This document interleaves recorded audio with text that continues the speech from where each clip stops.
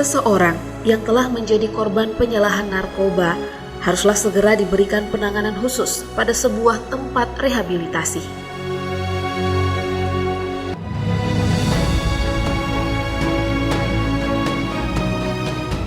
Indonesia, khususnya Kota Pematang Siantar, Sumatera Utara, pusat rehabilitasi hadir memberikan pelayanan bagi para korban penyalahgunaan narkoba agar mereka dapat kembali menjalani hidup dengan normal.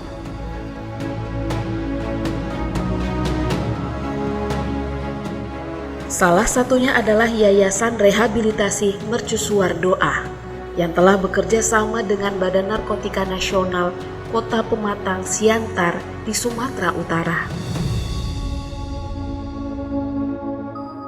Pusat rehabilitasi ini berdiri pada tahun 2001 di lokasi berbeda, hingga akhirnya pada tahun 2004 pindah ke Jalan Sibatu-Batu, Kecamatan Siantar Sitalasari, Kota Pematang Siantar.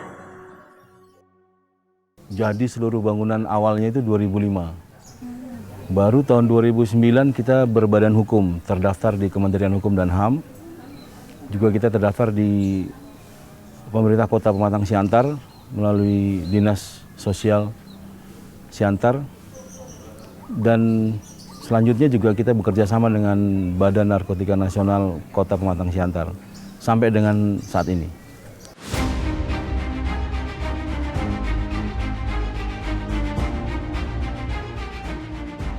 Narkoba semakin marak dari tahun ke tahun, dibuktikan dengan semakin banyak masyarakat menjadi pasien rehabilitasi.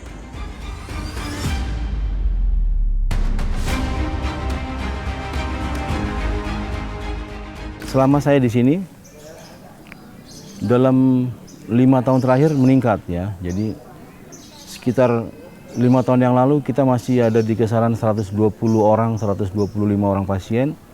Hari ini meningkat dan rata-rata di angka 150 ke 160 orang pasien. Jadi trennya malah naik gitu. Yayasan Mercusuar Doa ini memiliki banyak ruang rehabilitasi dan beberapa ruang bagi para penderita ODGJ.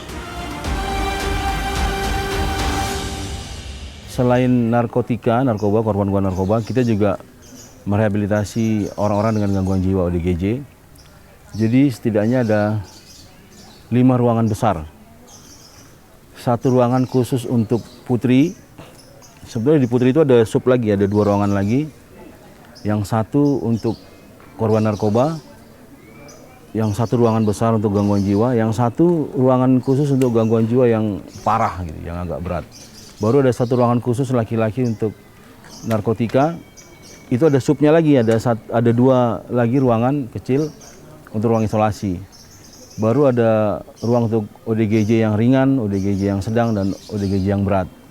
Baru kita punya 1 ruangan, baru kita buat untuk ruang isolasi pasien-pasien yang dalam kondisi sakit gitu. Contohnya sakit-sakit menular macam TBC atau demam yang tinggi, itu biasanya kita isolasi supaya tidak menularkan tempat yang lain. Pusat rehabilitasi juga telah membangun kerjasama dengan dokter dan rumah sakit dalam menangani pasien dalam keadaan sakit. Jadi kita kan ada dokter di sini. Kalau dokter merujuk harus ke rumah sakit, kita bawa ke rumah sakit. Dan hari ini kita ada kerjasama dengan Rumah Sakit Evarina. Ya, jadi setiap pasien yang sakit dan dokter harus merujuk ke rumah sakit, itu langsung kita bawa ke Evarina. Semua pasien pusat rehabilitasi Mercusuar Doa mendapatkan pelayanan dan diajarkan kedisiplinan agar dapat mencapai kesembuhan dengan baik. Seorang pecandu yang biasanya di luar bebas, bangun tidur mungkin siang, nggak pernah cuci baju, siap makan nggak pernah nyuci piring. Di sini kan kita latih untuk itu. Bangun harus pagi, harus mulai kegiatan dengan renungan, harus membersihkan tempat tidur sendiri, dan di sini nggak boleh merokok, ya, karena rokok itu pintu masuk narkoba ya. Yang kedua nggak boleh kopi di sini, nggak boleh minum kopi. Jadi mereka harus makan makanan yang baik supaya tidurnya pun teratur dan baik, sehingga kondisi hati dan pikirannya tetap baik. Baru masuk nanti asupan-asupan rohani di situ, seminar-seminar di situ, supaya mereka bisa berpikir bahwa narkoba itu tidak baik.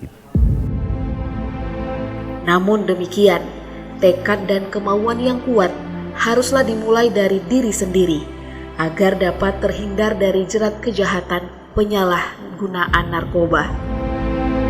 Jadi di Mercusuar 2 ini ada beberapa jenis pasien ya. Pertama memang atas kesadaran sendiri. Jadi ada pasien yang memang sudah capek jadi pengguna dan dia mau selesai, mau tobat, itu atas kesadaran sendiri ada. Yang kedua ada atas permintaan keluarganya. Entah itu istrinya atau anaknya atau suaminya atau anaknya atau orang tuanya. Itu ada. Yang terakhir kita juga ada pasien-pasien yang kasus hukum. Karena kami kerjasama dengan BNN sehingga ketika ada kasus-kasus hukum yang ditangani oleh BNN dan harus menjalani rehabilitasi, itu diantarkan ke sini. Termasuk dari Polres juga. Kita menerima dari 5 Polres ya, di Mercusuar 2 ada Polres Pematang Siantar, Polres Malungun, Polres Toba, Polres Samosir, sama Humbahas. Jadi ketika ada kasus-kasus yang harus direhab, Polres-Polres tersebut mengirimkan pasiennya ke sini untuk direhab. Memang kesulitan yang terbesar adalah menangani pasien-pasien dari Polres memang. Karena mereka rata-rata nggak sadar ya, nggak punya kesadaran untuk direhab. Terus mungkin nggak siap dengan kondisi rehabilitasi, biasa bebas di luar. Sedangkan di sini kan dari mulai pagi sampai malam waktunya udah kita atur gitu. Jadi kemungkinan berontaknya besar, tapi seiring berjalannya waktu, kita kasih pengertian, kita kasih pengetahuan yang baik di sini. Mereka rata-rata akhirnya pada menerima dan mau menjalani dengan baik gitu.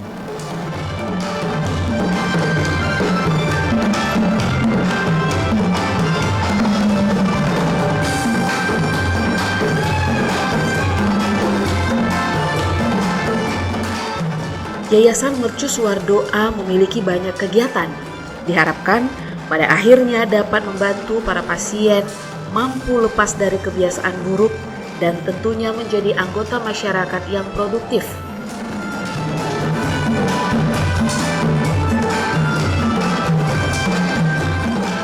Ada 2 kegiatan utama di rehabilitasi ini. Pertama kegiatan kerohanian, kita banyak di pengembangan kerohanian, baru ada juga medis non kerohanian ya. Misalnya kami ada psikolog, kami ada konselor.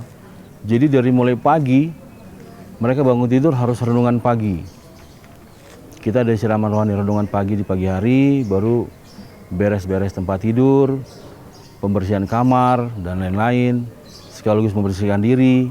Setelah itu sekitar jam 9, jam setengah 10 kita ada sesi morning meeting. Morning meeting itu di situ dibicarakan segala hal tentang isi hati mereka. Misalnya kondisi hati mereka hari ini sedang tidak baik, sedang senang, sedang tidak senang. Dan mereka boleh request, misalnya untuk telepon keluarga, rindu sama anaknya, di situ udah dibicarakan semua. Kita punya ada ternak ayam di sebelah nih. Ada ayam, ada ikan, ada burung, segala macam lah yang berminat untuk dunia peternakan, kita bisa latih di situ. Juga ada olahraga. Olahraga itu bagian penting dari proses rehabilitasi ya. Baru ada kegiatan-kegiatan lain, outing misalnya buat presiden yang berkelakuan baik. Kita biasanya bawa mereka keluar. Entah itu jalan-jalan mengunjungi satu tempat atau kadang berenang bersama gitu. Dan banyak kegiatan lain lah yang kita laksanakan. Sampai malam itu ada renungan lagi malam, baru mereka bisa beristirahat.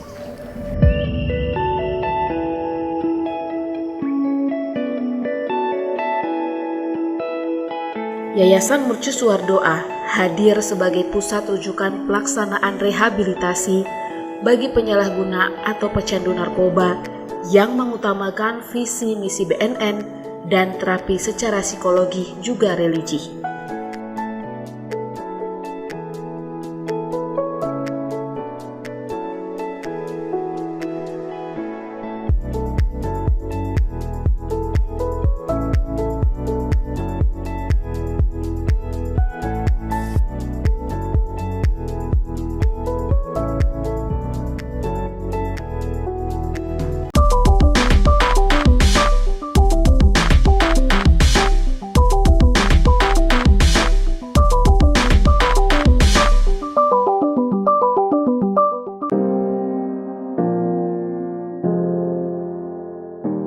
Badan Narkotika Nasional Kota Pematang Siantar memiliki tugas dalam memberantas peredaran dan penyalahgunaan narkoba.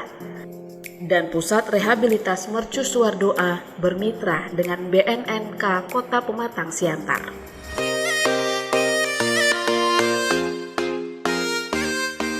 Mercusuar Doa ini satu wadah rehabilitasi dari komponen masyarakat, merupakan suatu kemitraan dengan BNN. Kenapa kemitraan? Karena terbatasnya tempat rehabilitasi pemerintah. Tentunya kita dari BNN ini kita jadikan tempat rehab dari komponen masyarakat itu menjadi kerjasama yang baik. Tentunya dalam hal penanganan narkoba ini ada beberapa bidang, dan ini hari ini salah satu bidang rehabilitasi. Ya, persoalan narkoba itu tidak hanya saja penangkapan, tidak juga hanya saja penyuluhan, tetapi juga dari antara itu bahagian ada fungsi rehabilitasi. Nah, sehingga seseorang yang sudah pecandu narkoba itu harus direhab. Dalam artian mereka pecandu itu dianggap penyakit. Jadi penyakit itu nggak boleh disembunyikan, nggak boleh ditutup-tutupi, tapi harus diobati. Diobati itu dengan pola rehabilitasi, dengan pendekatan medis. Nah, tentunya dari hasil-hasil razia oleh BNN atau aparat hukum, setelah kita asesmen, kita rekomendasi untuk rehab ke Mercusuar Doa ini. Nah, disinilah dilakukan rehabilitasi ya selama 3 bulan atau lebih untuk mereka bisa dipulihkan kembali. Pecandu yang telah diserahkan kepada pusat rehabilitas dimonitoring secara rutin oleh BNNK Kota Pematang Siantar. Nah, tentunya memang tempat rehabilitasi itu dalam kemitraan itu ada yang sifatnya supervisi pengawasan yang harus kita lakukan rutin supaya juga tidak lari dari visi misi BNN untuk tidak salah dalam pelaksanaan untuk program rehabilitasinya. Jadi ini kita lakukan, kita buat kerjasamanya, bagaimana kerjasama itu bisa mereka juga memberikan ya upaya-upaya dalam hal untuk pelaksanaan kegiatan. Jadi memang program-program itu tentunya kita dari BNN selalu mengawasi, memonitor, bahkan juga mengevaluasi, dan juga biar bisa juga mereka tidak lari dari apa yang sudah ditetapkan dalam rangka penanganan rehabilitasi.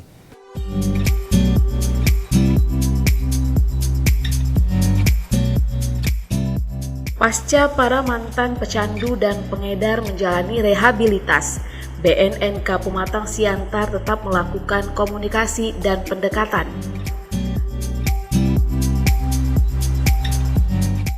Nah, tentunya juga para mantan-mantan pecandu ini itu kan akan selesai direhab. Setelah itu kita BNN akan memberikan lagi pendekatan untuk pasca rehabnya.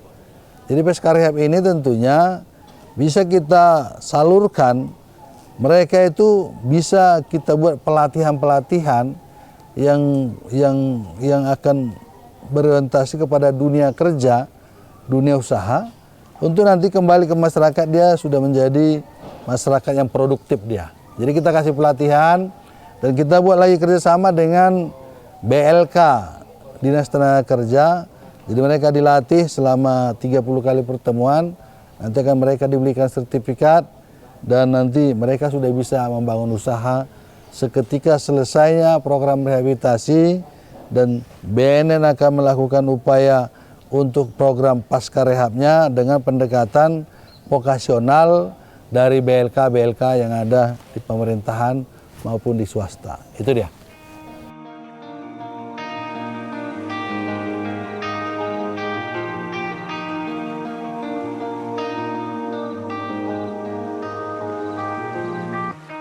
para mantan pasien yang telah direkrut menjadi bagian dari BNNK Pematang Siantar sebagai narasumber atau konselor. Nah nantinya setelah dia sudah kembali ke masyarakat, ini ya mantan-mantan pecandu ini kita rekrut lagi kembali, kita jadikan bahagian daripada BNN. Untuk kegiatan-kegiatan di BNN itu ya bisa kita gunakan jadi narasumber, jadi konselor, atau juga kita lakukan dia untuk testimoni. Nah itu akan bisa menjadi profesi baru kepada pasien-pasien yang sudah sembuh tadi. Ini bisa kita berdayakan. Jadi mereka itu kita jadikan menjadi penggiat anti narkoba. Bahkan juga mereka mewadahi, punya yayasan, punya organisasi yang bisa mereka sendiri bisa mandiri menjadi profesi baru buat si pasien tadi. Ini yang kita lakukan.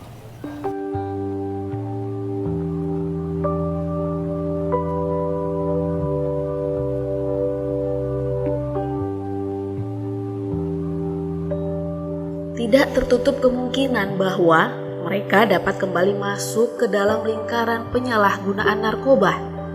Maka sangatlah diperlukan keinginan dan tekad yang kuat dari diri sendiri demi menghindarinya. Selain itu, yang tak kalah penting adalah perhatian penuh dari keluarga terdekat.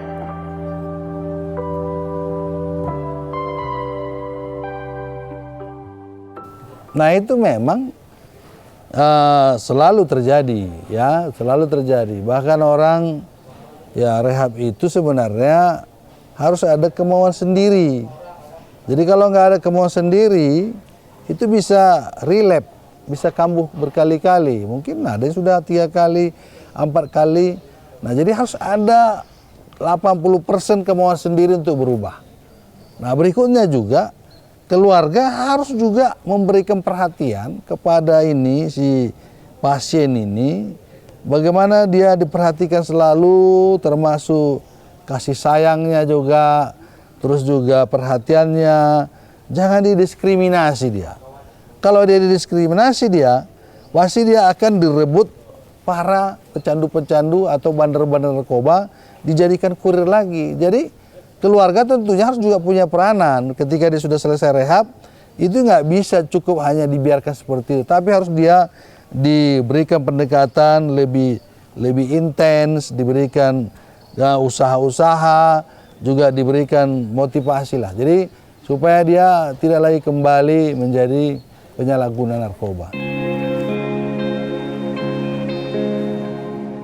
BNNK Pematang Siantar selalu melakukan pelatihan dan bimbingan teknis kepada mercusuar doa agar tetap sejalan dengan instruksi Presiden 02 tahun 2020. Nah kita tentunya secara nasional kan sudah digariskan bagaimana yang seperti dinyatakan Indonesia bersinar, bersih narkoba, dan sudah digariskan Presiden Jokowi terkait dengan darurat narkoba, begitu juga dengan implementasi Impres 02 2020, bahwa kita harus selalu kita lakukan bintek ini supaya mentor-mentor ini punya standar yang up to date gitu ya. Jadi setiap tahun itu kan pasti ada perubahan-perubahan, namanya manusia.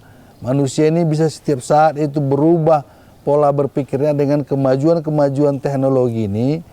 Sehingga ini perlu kita grade lagi melalui bintek ini supaya mentor-mentor ini bisa menyesuaikan dengan situasi momen di saat perubahan teknologi yang kita lakukan. Jadi ini selalu kita libatkan untuk bintek dari tempat-tempat rehab ini untuk mereka bisa lebih mapan lagi untuk menerapkan program-program yang dikehendaki oleh BNN sendiri.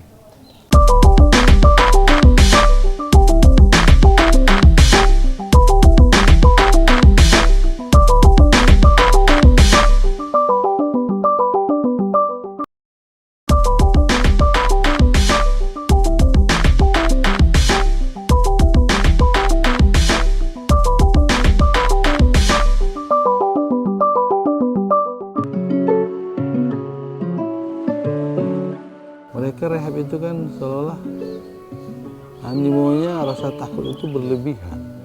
Karena Selamat pagi Bapak-bapak sekalian. pagi. Aduh, sangat nyaman ya Pak di bawah pohon rindang, duduk di sini berdua berbincang-bincang ya Pak. Ya. Jadi Pak, khususnya Bapak Haryanja sering sekali nggak ke tempat ini Pak?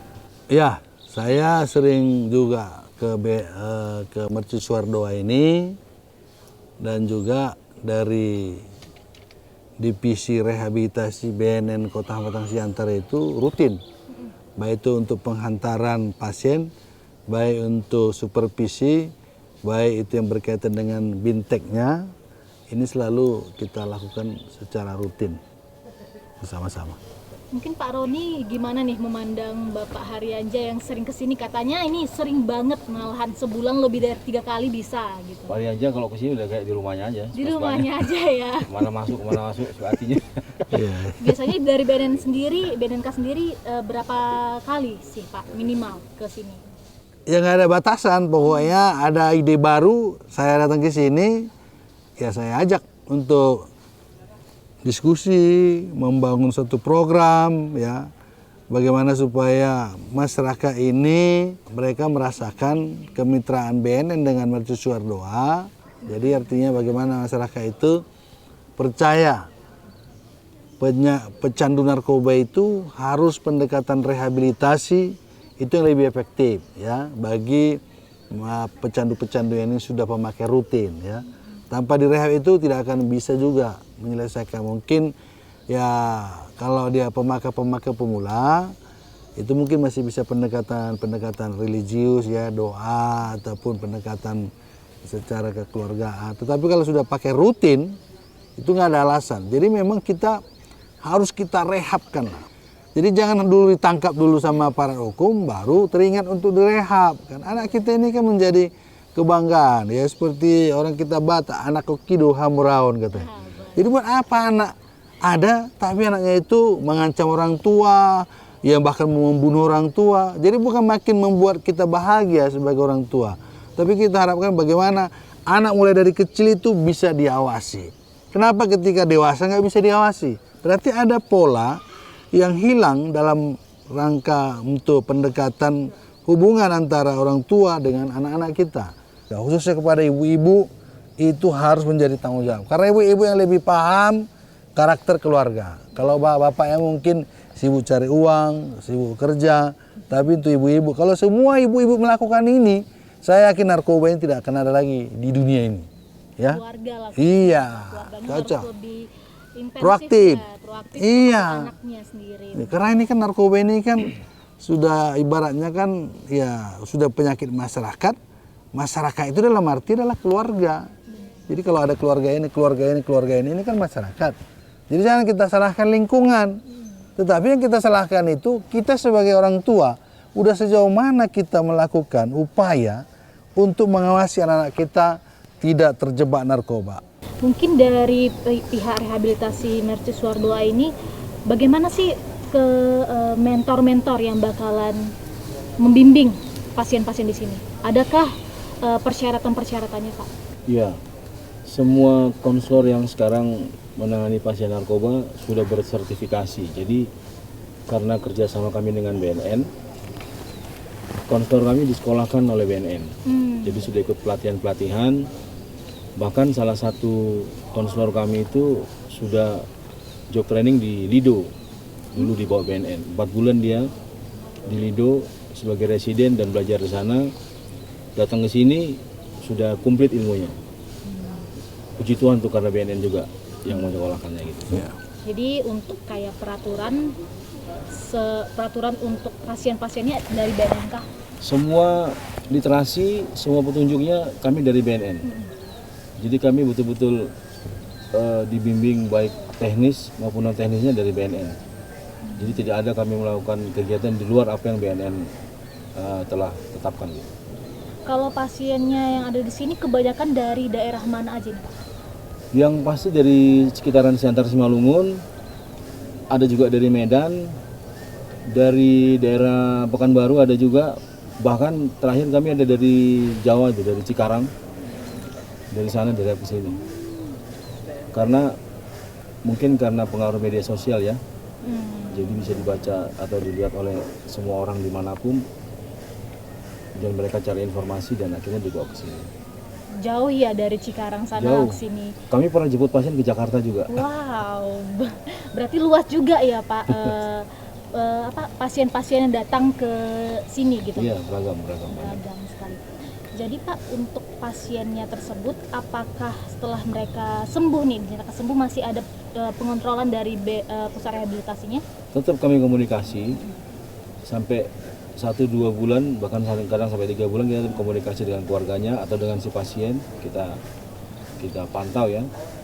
Walaupun begitu ada juga yang lost contact juga ada. Misalnya mereka begitu keluar dibawa keluarganya pergi ke luar Pulau Sumatera, misalnya ke Jakarta, ke Sumatera, ke Kalimantan. Karena emang kita tekankan seperti itu. Kalau sudah selesai direhab, akan jauh lebih baik kalau si anak ini dikasih kegiatan atau diambil dari komunitas lamanya. Kalau dia dikembalikan ke komunitas lamanya, ada kemungkinan besar relapse itu tadi. Jadi dia harus dikasih kegiatan atau sekolah kah, atau kerja di mana gitu.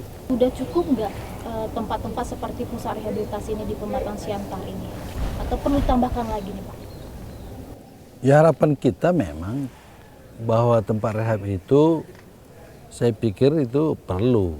Ya, tetapi memang karena pemerintah juga punya keterbatasan anggaran, nah tentunya akan kita berdayakan ya tempat rehabilitasi dari komponen masyarakat tentunya untuk kita jadikan kemitraan kita ya. Bahkan juga kita dorong juga masyarakat untuk juga melakukan rehabilitasi yang sudah ada ditetapkan oleh BNN, yang sudah punya standar, yang menjadi salah satu solusi untuk mengatasi masalah-masalah narkoba ini. Nah tentunya memang ya di tempat rehabilitasi swasta pastilah berbayar ya, itu sudah pasti ya. Karena memang pemerintah juga punya keterbatasan itu.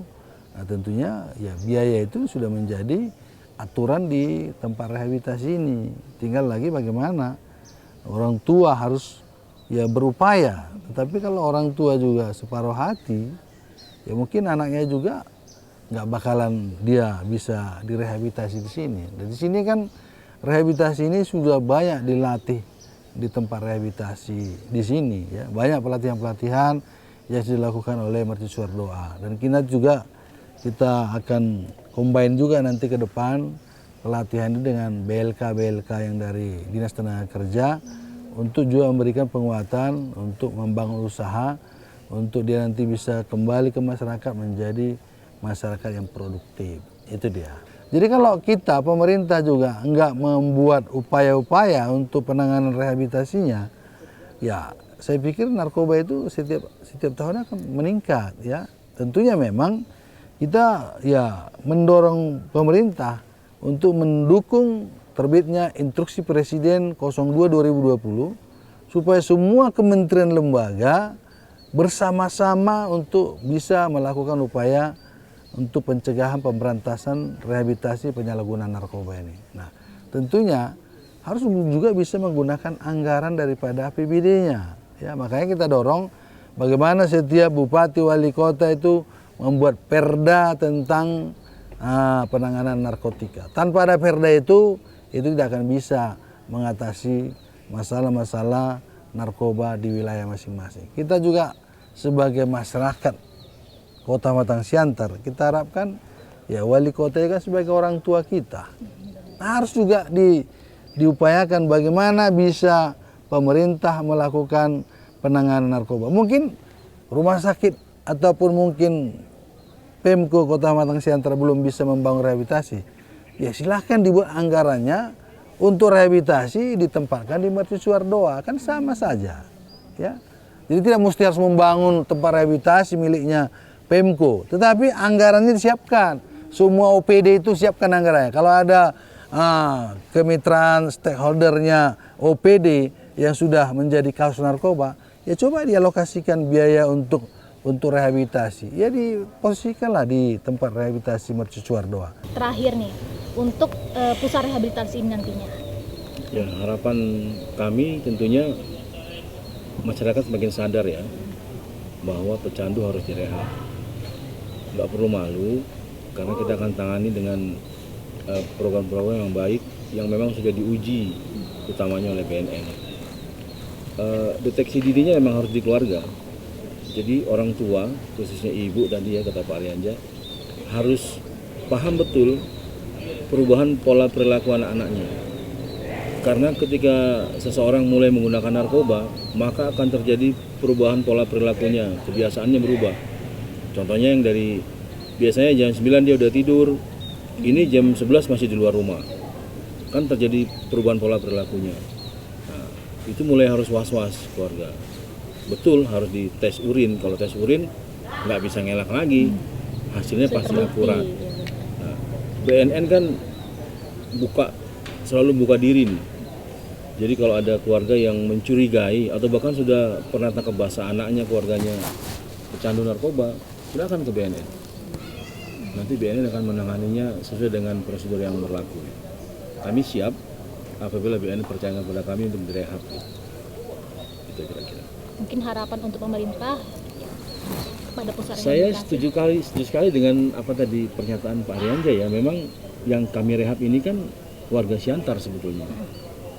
Dan sebagian dari mereka mungkin ada keterbatasan biaya. Kan bahaya juga kalau kita biarkan mereka di luar tanpa ditangani dengan baik. Tadi dibilang Pak Arianja itu bisa jadi kurir, bisa jadi bandar. Jadi mereka harus ditangani dengan baik. Jadi pemerintah, dalam hal ini pemerintah Kota Padang Siantar, memang harus peduli dengan warganya. Karena ketika warganya produktif kan akan memberikan dampak positif buat pemerintah juga. Jadi harapan saya, harapan kami ya, pemerintah harus lebih peduli lah. Bersinergi dengan BNN khususnya dan dengan kami kalau diizinkan untuk rehab.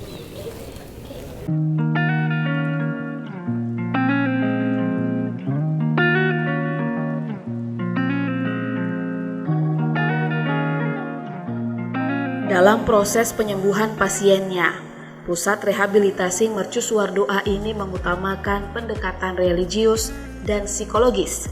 Semoga dengan adanya pusat-pusat rehabilitas, masyarakat semakin peduli akan pentingnya menyelamatkan hidup para pengguna dan pengedar narkoba.